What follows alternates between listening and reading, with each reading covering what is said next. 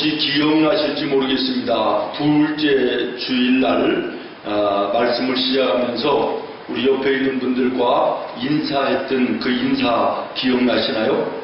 둘째 주일 행복하십니까? 이렇게 인사하라고 그랬잖아요. 그 다음에 지난주 셋째 주일은 건강하십니까? 그랬잖아요.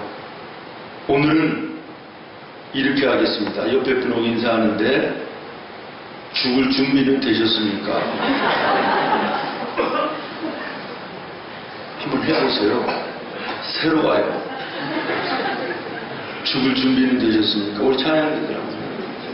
옆에 사람.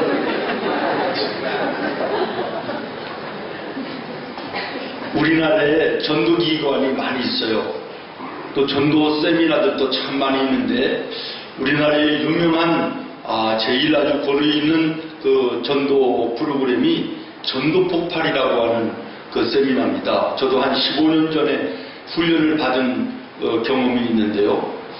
이 전도 방법에 전도 대상자에게 물어보는 두 가지 진단 질문이 있어요. 여기에 첫 번째 질문이 뭐냐면 이래요. 선생님이나 저나 이 세상의 어느 누구도 언젠가는 이 세상을 떠나게 되는데요. 만일 오늘 밤이라도 이 세상을 선생님 떠나신다면 천국에 들어갈 확신이 있으십니까? 이게 첫 번째 질문이에요. 오늘 읽은 성경 2절로 3절에 보면 의인이나 악인, 선하고 깨끗한 자나 깨끗지 않은 자나 예배하는 자나 예배를 드리지 않는 자나 죽음이라고 하는 것은 다 동일하다라고 말합니다. 죽음이라고 하는 것은 모든 자에게 예외가 없다는 것이에요. 이것이 하나님께서 정하신 규칙인 것입니다. 성경에는 이 사실을 분명하게 선포하십니다. 히브리 9장 27절에 한 번 죽는 것은 사람에게 정하여진 것이요 그 후에는 심판이 있으리니. 여러분 한번 따라하겠습니다. 한 번 죽는 것은 사람에게 정해진 것이요 그 후에는 심판이 있으리니. 믿습니까? 그럼에도 불구하고 대부분의 많은 사람들이 죽음에 대한 문제를 애써서 회피하려고 합니다. 외면하려고 하는 경향이 있습니다. 죽음에 대해서 심각하게 생각하기를 원치 않습니다. 오늘도 우리들의 주변에서는요, 수도 없는 죽음의 소문들이 들려오지 않아요. 얼마 전에 세월호 침몰사고로 300명에 이르는 엄청난 인원이 한꺼번에 죽음을 당해요. 요 며칠 전에는 또 군인부대에서 총기를 난사해서 5명이 죽고 7명이 부상을 입는 이런 사건이 들려와요. 이웃 나라에서 총기 난동으로 인해서 40여 명이 한꺼번에 죽는 이런 소식도 들려와요. 또 어떤 나라에서는 화산이 폭발해서 화산재가 한 도시를 덮어가지고요, 구조를 하다가 안 돼가지고 아예 그 도시 하나를 무덤으로 하고 포기하는 이런 죽음의 소식들이 우리들의 주변에 너무나도 많이 들려오지 않아요? 요 근래에 더 그런 것 같아요. 그럼에도 불구하고 우리는 이 죽음의 소식들을 애써 외면하려고 합니다. 내 일이 아니니까, 내가 아니니까, 우리 식구가 아니니까, 우리나라 내 집의 일 아니니까 라고 하는 이런 마음을 가지고 애써서 죽음이라는 것을 깊이 생각하지 않으려고 하는 것, 이것이 우리 인간의 본성인 것입니다. 그러나 여러분, 그럼에도 불구하고 세상에서 가장 분명하고 확실한 것은 하나, 뭐냐? 나도 언젠가는 죽는다는 거야. 별로 기분이 안 좋죠. 그러니까 아멘도 별로 안 되잖아요. 세상에서 가장 분명하고 확실한 것이 뭐냐?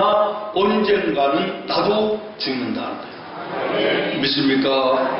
그러므로 우리가 인생을 살면서 싫든지 좋든지 원하든지 원하지 않든지 가장 먼저 해결해야 될 문제가 뭐냐? 죽음에 대한 문제인 것입니다. 왜 그렇습니까?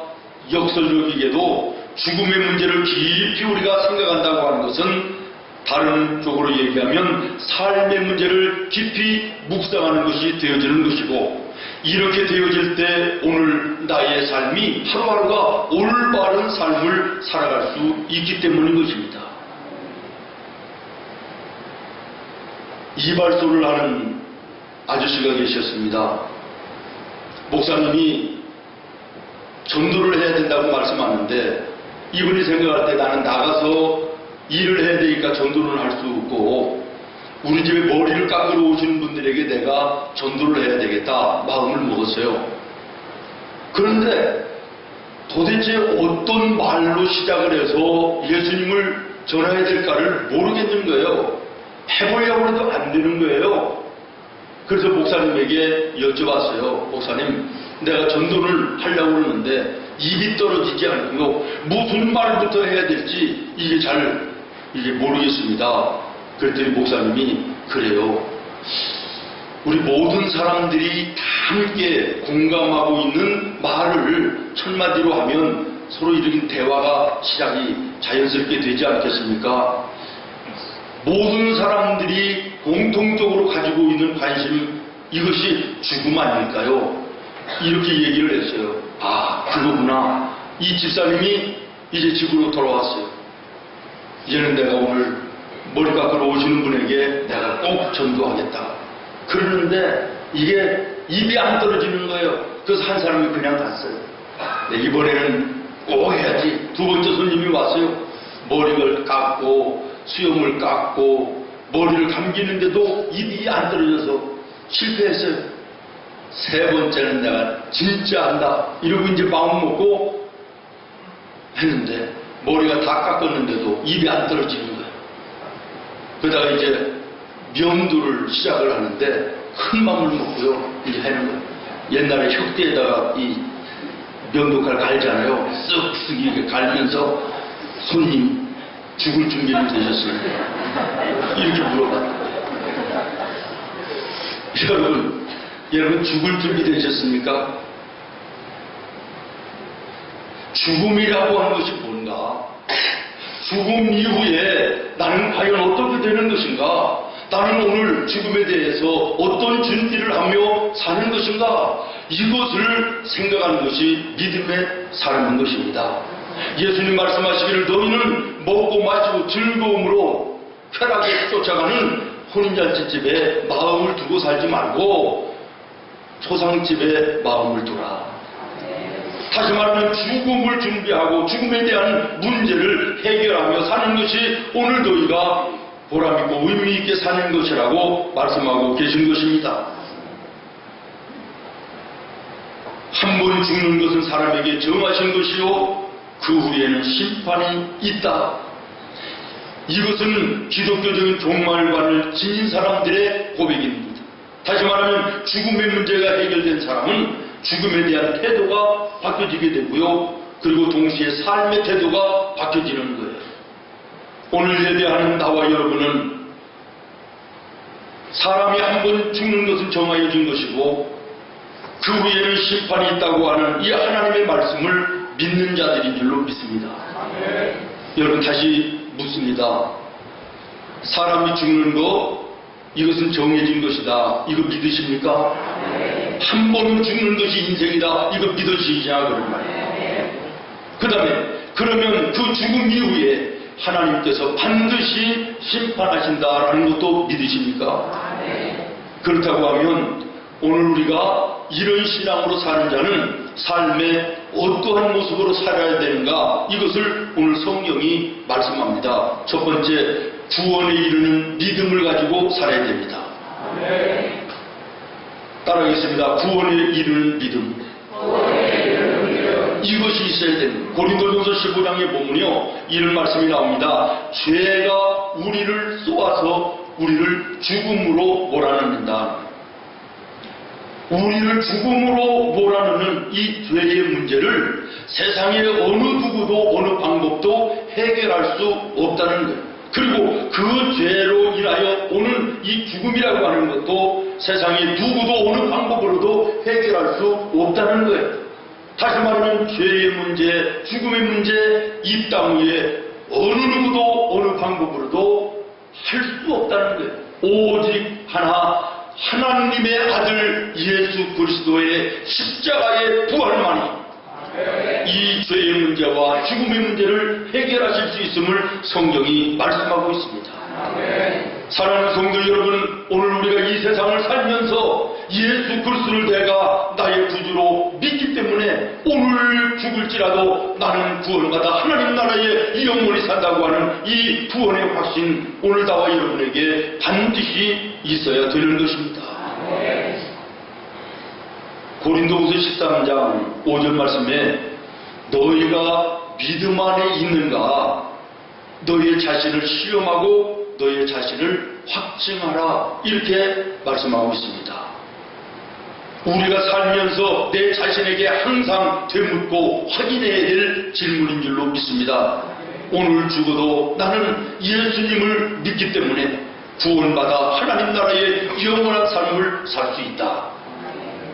이런 모습, 이런 신앙 고백, 이것이 오늘 우리에게 반드시 있기를 예수님의 이름으로 축원합니다.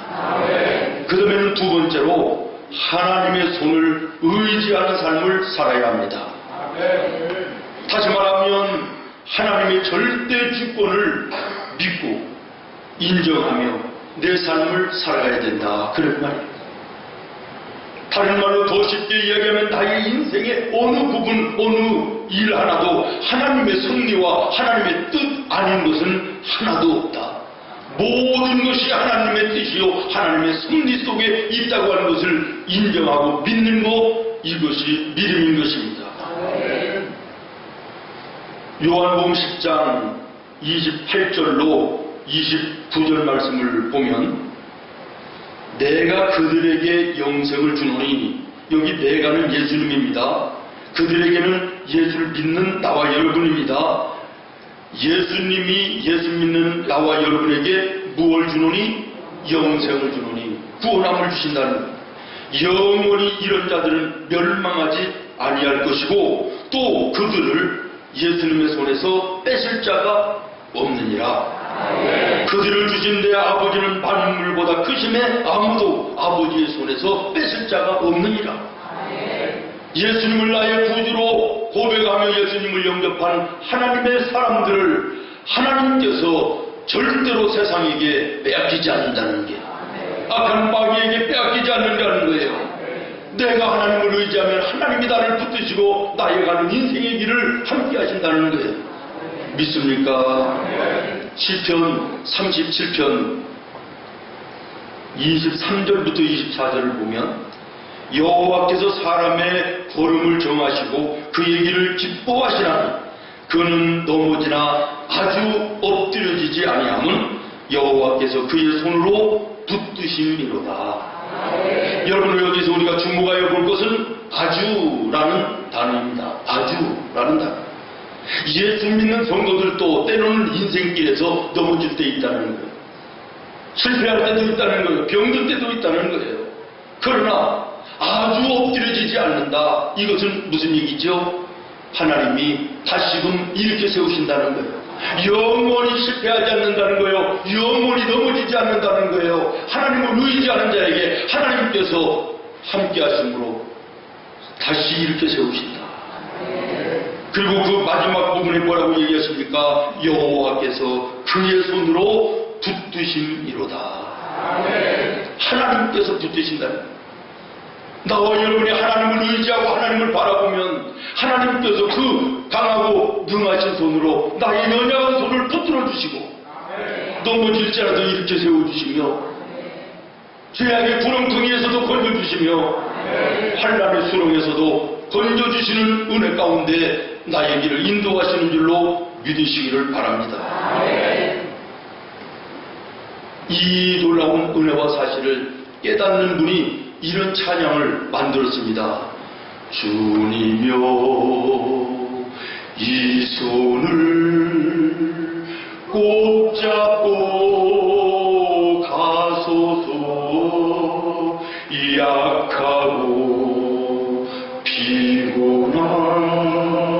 이 몸을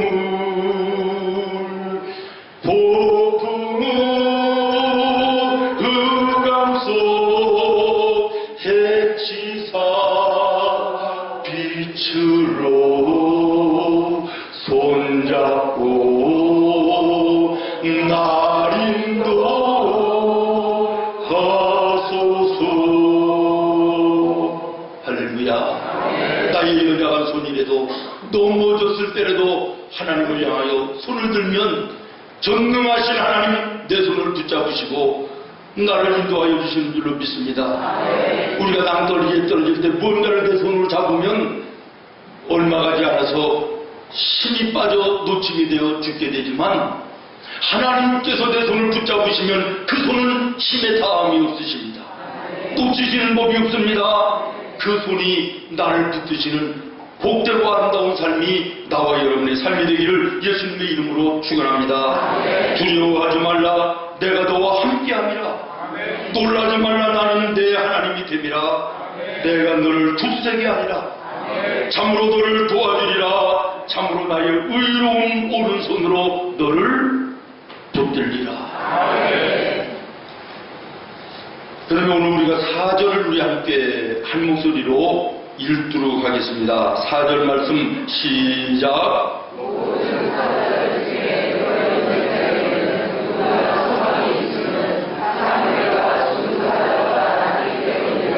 아멘. 여러분, 사자는 동물 중의 왕이에요. 개는 팔레스타인 쪽에서는 아주 동물 중에 천대받는 동물이라고 해요. 여기 말씀하시는 산개가 죽은 개보다 낫다라고 하는 이 말씀은 주어진 기회를 놓치지 말아야 된다는 거예요. 믿습니까? 한 번 죽는 것 사람에게 정해진 것이고 그 후에 심판이 있다라고 하는 것을 믿고 사는 성도들은 자기에게 주어진 기회에 놓쳐서는 안 된다는 거예요. 믿습니까? 산 개가 죽은 개보다 낫다라는 말을 다른 표현으로 얘기하면 기회가 있다는 거예요. 기회가 있다는 거예요. 살아있는 기회, 생명이 있는 기회, 이게 있다는 거예요. 그러므로 이 기회를 놓쳐서는 안 된다라고 하는 것입니다. 사람은 여러분 아무리 잘나고 똑똑해도요 죽으면 소용이 없습니다. 죽은 사람에게 무슨 소망이 있을 것이며 죽은 사람에게 상금을 주면 그것이 무슨 유익이 될 것이며 그 사람에게 뭐가 필요하겠느냐?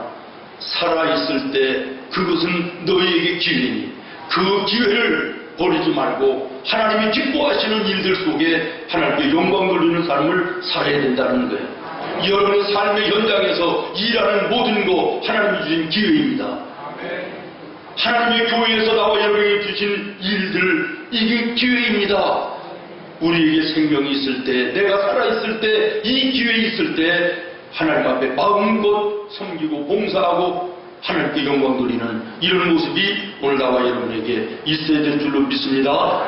그 다음에 7절로 8절 말씀을 함께 읽도록 하겠습니다. 시작. 너는 가서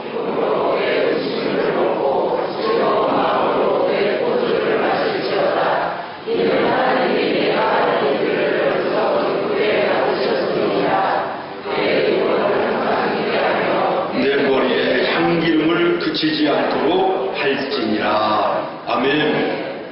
인생을 멋있게 살아야 된다는 거예요. 아멘 안 되십니까? 아멘. 구원받은 하나님의 사람들 한 번 죽는 것 정한 것이고 후에 심판이 있다는 이것을 믿는 사람들은 나에게 주어진 하나님이 주신 이 땅에서 생명이 있는 동안 살아있는 동안 어떻게 살아야 된다고요? 멋있게 살아야 돼요. 옆에 사람이 멋있게 삽시다. 예, 멋있게 살아야 돼요. 오늘 성경에 보니까요, 밥을 먹어도 무엇을 마셔도 즐거움으로, 감사함으로, 기쁨으로 먹고 마시라는 거예요. 이걸 안 먹으면 내가 일 못해, 돈 못 벌면 내가 죽어, 그러니 어쩔 수 없이 먹는 것이지. 이러고 먹는 인생 얼마나 불행해요. 하나님께서 먹을 수 있는 힘을 주시고 소화할 수 있는 능력을 주시고 먹을 수 있는 밥을 주시고 음식을 주시니 감사하다. 하나님의 은혜다. 감사하며 즐겁게 먹는 거예요. 먹더라도요 좀 멋있게 먹어야 돼. 차를 한 잔 마시더라도 음악을 좀 틀어놓고 감상하면서 밥을 한 끼 먹더라도 꽃 한 송이라도 좀 넣고 이러면서 좀 멋있게 살아야 되는데요. 예수 믿는 사람들 그렇게 살아야 돼. 아이고 목사님 시간 있는 소리 하시래요. 아니요, 마음만 먹으면요 얼마든지 바쁜 속에서도 쪼개서 그렇게 살 수 있습니다. 옷을 입어도요 비싸고 좋은 옷을 입으라는 게 아니에요. 있는 옷이라도요 이렇게도 입어봤다 저렇게도 입어봤다 머리도 2분의 3분의 2.8로 했다가 좀 바꿔보면서 변화를 주면서 멋있게 오늘 성경에 보세요. 향수도 뿌리면서 여자들은 적당히 화장도 하면서 이렇게 살라는 거예요. 멋있게 살라는 거예요.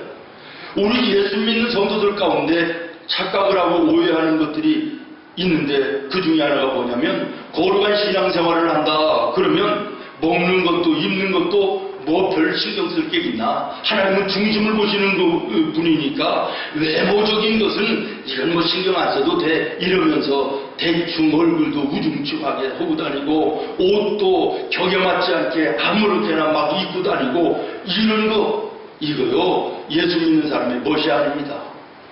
오늘 예수 믿는 사람들은 멋있어야 돼요.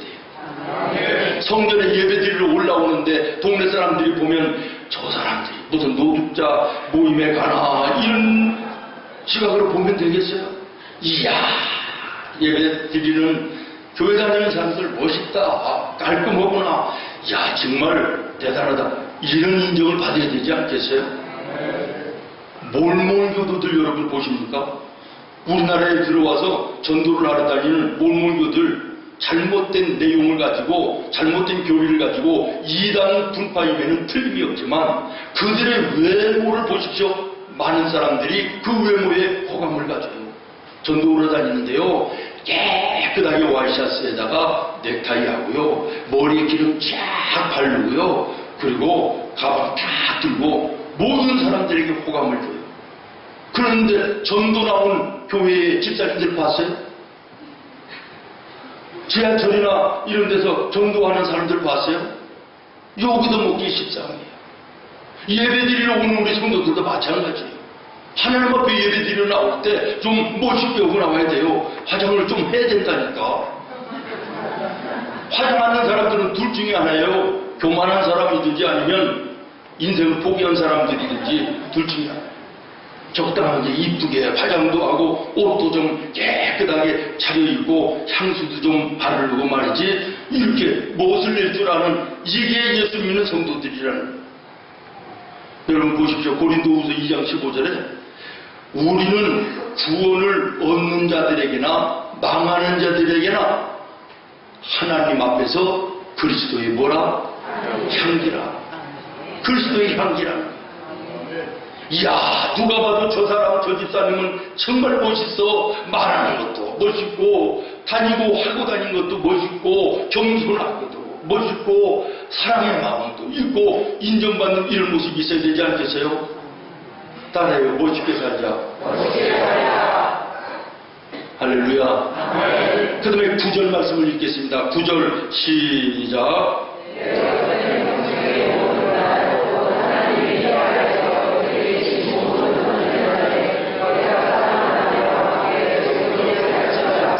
그것이 내가 평생에 대학에서 구구하고 얻은 내 몫입니다. 아멘.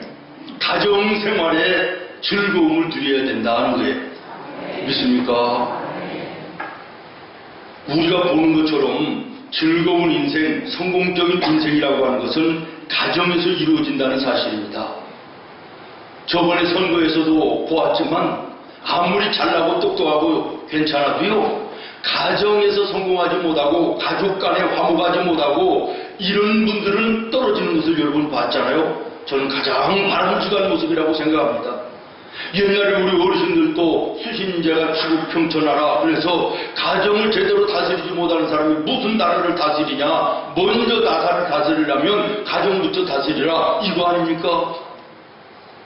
오늘 예수 믿는 성도들은 가장 먼저 신경 쓰고 돌아봐야 될 것이 내 가정이에요.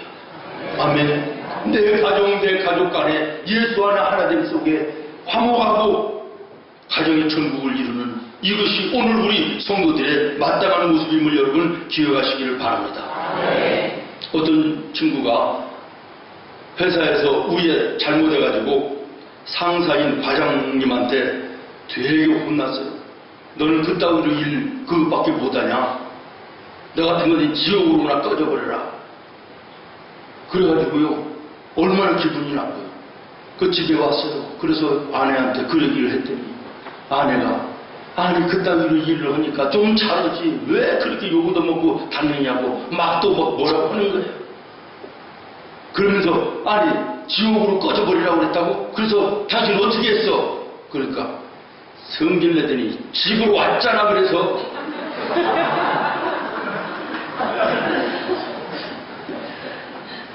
이게 집이 지옥이라는 거예요. 세상에서 아무리 혼나고 어려움을 당해도 집에 들어오면 위로가 있고 격려가 있고 이게 있어야지 이게 가정이지. 위에 사람한테 되게 혼나고 지금 왔는데 그따위로 하니까 혼나지 잘하지 이러는 이게 집이에요. 이게 가정이에요. 집이지 집. 여러분은 가정이 되기를 바라요. 잠언 15장 17절에 보니까 채소를 먹으면서 서로 가족 간에 사랑하는 것이 살찐 소 갈비를 뜯으면서 서로 미워하는 것보다 낫다. 가정에서 사랑만 있으면 가족 간의 사랑만 있으면 가난해도 먹을 것이 좀 없어도 그것이 천국이라는 거예요. 잠언 17장 1절에 마른 떡 한 조각만 있고도 화목하는 것이 제육이 가득하고도 다투는 것보다 나으니라. 내 집이 좀 가난해도 내 가정에 평안이 있고 가족 간에 화목이 있으면 그곳이 천국이라는 거예요. 이것이 오늘 우리 성도들의 가정이 되어야 될 줄로 믿습니다.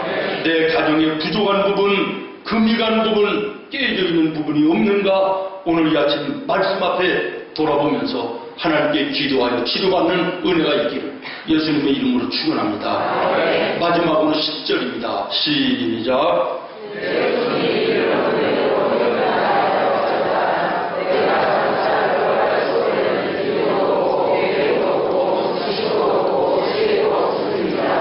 아멘. 일하는 축복을 누리며 살아야 된다는 거예요. 믿습니까? 일하는 축복을 누리며 살아야 된다. 이스라엘 사람들은요 노동을 굉장히 신성하게 여기면서 축복으로 여겼다 그럽니다. 그래서 랍비들도 말씀을 가르치는 것 외에 한 가지 이상은 반드시 기술을 하나씩 배웠다 그러네요. 그래서 우리가 잘 아는 대로 사도 바울 같은 분도 복음을 전하는 것 이외에도 장막을 만드는, 오늘로 얘기하면 텐트를 만드는 이런 기술자였다 이렇게 얘기하고 있지 않아요? 그래서 이스라엘 속담에 보면 자식에게 노동을 가르치지 않는 것은 도둑질을 가르치는 것이다 이런 얘기가 있대요. 맞는 얘기 아닙니까? 우리가 잘 아는 대로 데살로니가후서 3장 10절에 보면 누구든지 일하기 싫거든 먹지도 말라. 따라요. 누구든지 일하기 싫거든 먹지도 말라. 그런데 우리나라의 사람들은요 이 유교의 영향을 받아가지고 옛날부터 일하지 않고 먹는 것이 이게 복으로 알았어요. 그러니 이 나라가 잘 사는 나라 될 수 있겠어요? 예수님의 복음이 들어오기 전 130년 전에 우리나라 한번 상상해 보세요. 세계에서 가장 못 사는 나라예요. 왜 그랬을까요? 여러 가지 원인과 이유가 있었겠지만 이런 사상이 있었기 때문에요. 일하지 않고 먹는 것이 이게 인생의 복이라는 이런 잘못된 사고가 있으니 누가 일을 하려고 해요? 그러니 가난하지. 그런데 성경은 뭐라고 얘기한다고요? 일하기 싫거든 먹지도 말라.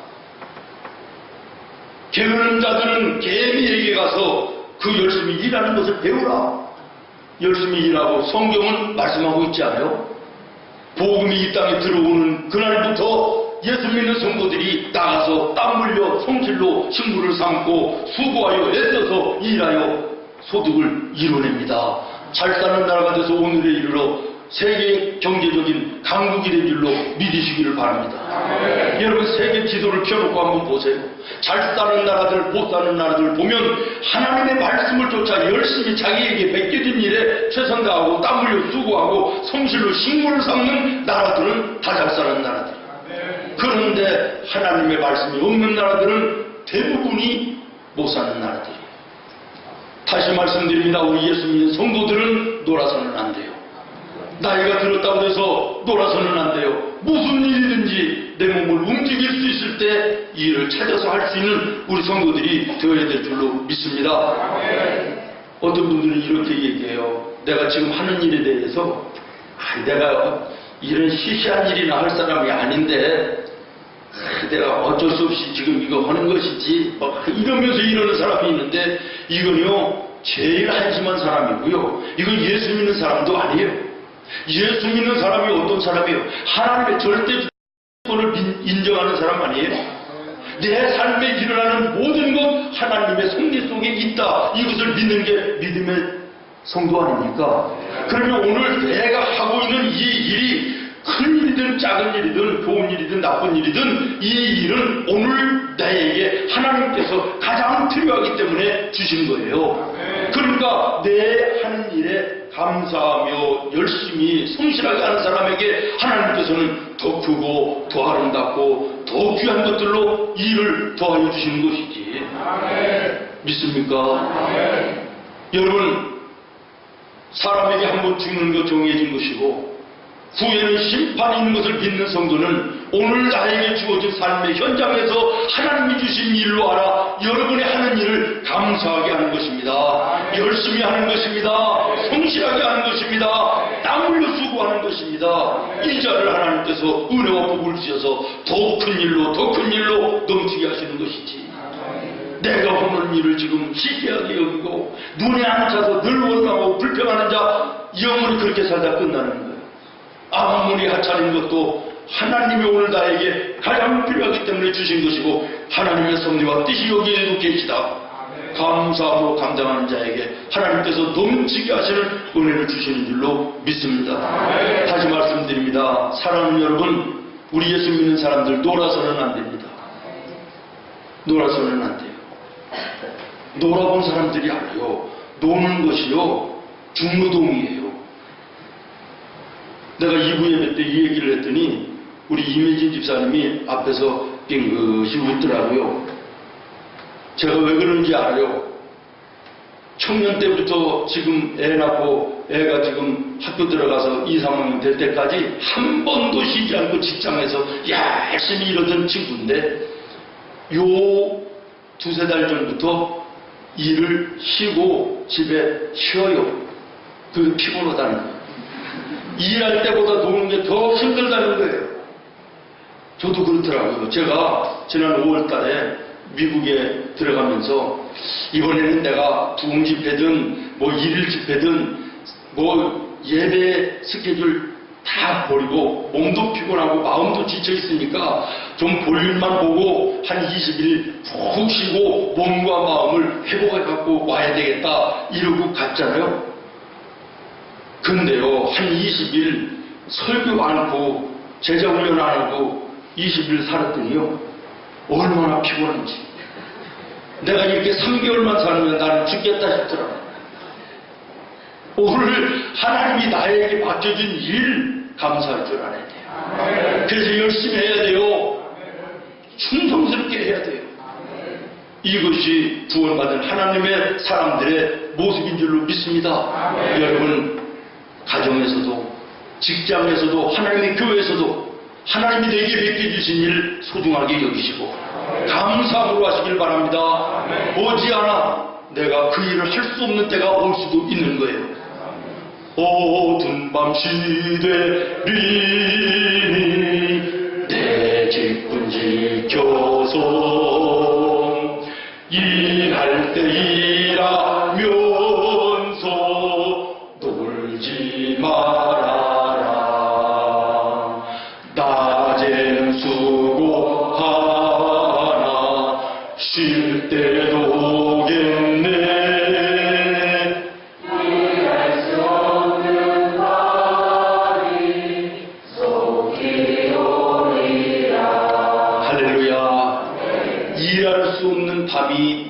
우리에게 온다는 거예요. 내가 일할 수 있는 힘이 있고 생명이 있고 살아있을 때 이 기회 놓쳐서는 안 될 줄로 믿습니다. 여러분 삶의 일도 가정의 일도 하나님의 일도 열심을 다하여 하는 충성된 하나님의 사람들 되기를 예수님의 이름으로 축복합니다. 말씀을 마치겠습니다. 한 번 죽는 것은 사람에게 어떻게 된 것이요? 정해진 것이요. 그 후에는 뭐가 있다? 심판이 있다. 이 사실을 믿는 성도라면 생활 속에 삶 속에 인생 속에 어떻게 살아야 되느냐? 첫 번째, 구원에 이르는 믿음을 가지고 살아야 된다. 두 번째, 하나님의 손을 의지하고 살아야 한다. 세 번째, 주어진 기회를 절대로 놓쳐서는 안 된다. 네 번째, 주어진 인생을 멋들어지게 살아야 된다. 다섯 번째, 가정생활에서 즐거움을 누려야 된다. 여섯 번째, 일하는 축복을 누리며 살아야 한다. 기도하겠습니다.